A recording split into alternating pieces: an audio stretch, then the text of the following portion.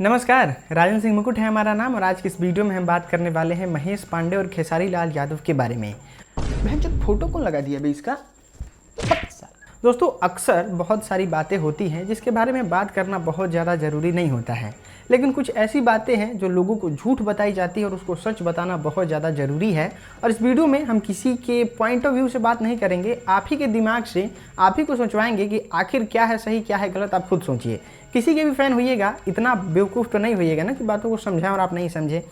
चलो भाई देखो अब मैं क्या करता हूँ। दोस्तों सबसे पहला चीज़ ये कि महेश पांडे ने अपने वीडियो में कहा कि खेसारी लाल यादव के पास समझिए कि इतना ज़्यादा नाम का क्रेज है कि उन्होंने उस गाने का रीमेक बनाया जिस गाने का नाम बिल्कुल दब चुका था। और पवन सिंह ने नाम नहीं लिया, लेकिन उनका कहने का मतलब यही था कि पवन सिंह ने उस गाने को गाया जो कि बहुत ज़्यादा चल रहा था।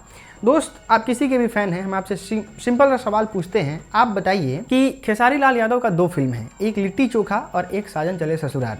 अगर हम एक इंसान उसके पूरे कॉपीराइट को खरीदना चाहते हैं तो कौन ज़्यादा आसान होगा खरीदना, साजन चले ससुराल, क्योंकि खेसारी लाल यादव जानते हैं कि इससे 1 पैसा भी नहीं आ रहा है और वो किसी को भी आराम से दे देंगे कि छोड़ो 1 लाख रुपया तो आ रहा है ना, कोई तो प्रॉफिट ही चाहता है। और खेसारी लाल यादव साजन चले ससुराल का रीमेक बनाने के लिए बड़े आसानी से हमको 1 लाख रुपया में उस चीज़ को दे देंगे। लेकिन अगर बात लिट्टी चोखा की आएगी तो खेसारी लाल यादव नहीं देंगे।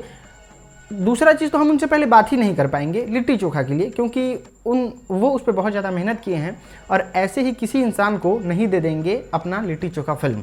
तो यहाँ से आप इस बात को क्लियर समझ गए होंगे कि एक्चुअल चीज़ें क्या होती हैं। दोस्तों इस गाने पे बड़ा ज़्यादा अफवाह फैलाया जा रहा है कि ये गाना ट्रेंडिंग में आ गया तो ये कर दिया तो वो कर दिया। दोस्तों हम आपको एक चीज़ दिखाना चाहते हैं, ट्रेंडिंग में आना कितना छोटा चीज़ है। आप इस चीज़ से समझ जाइए कि जिस वीडियो पे 1 मिलियन व्यूज़ नहीं आता है वो गाना ट्रेंडिंग में आ जाता है।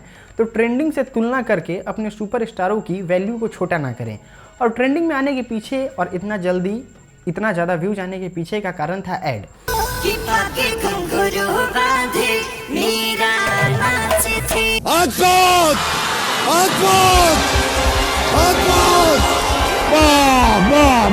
देखिए मैं ये कहीं से नहीं कहता हूँ कि पवन सिंह अपने गाने में ऐड नहीं लगाते हैं, पवन सिंह ने भी अपने गाने में ऐड लगाया, लेकिन एक सर्टेन टाइम पीरियड के बाद।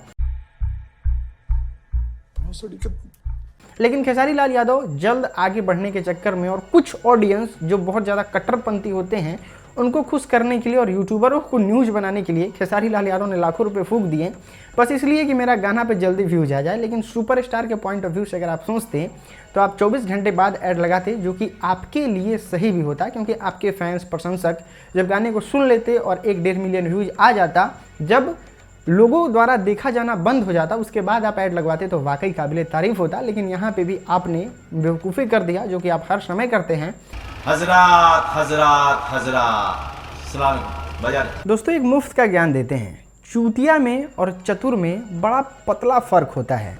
अच्छा हमको सिखा रिया है। अगर उस फर्क पे आप हल्का सा भी गलत हो जाते हैं तो आप चूतिया हो जाते हैं, और उस फर्क से ही आप बच के निकल जाते हैं तो आपको लोग चतुर कहते हैं। पवन सिंह का गाना रिलीज हुआ टी सीरीज पे, जो कि दुनिया का, भारत का भी नहीं, दुनिया का सबसे बड़ा यूट्यूब चैनल है।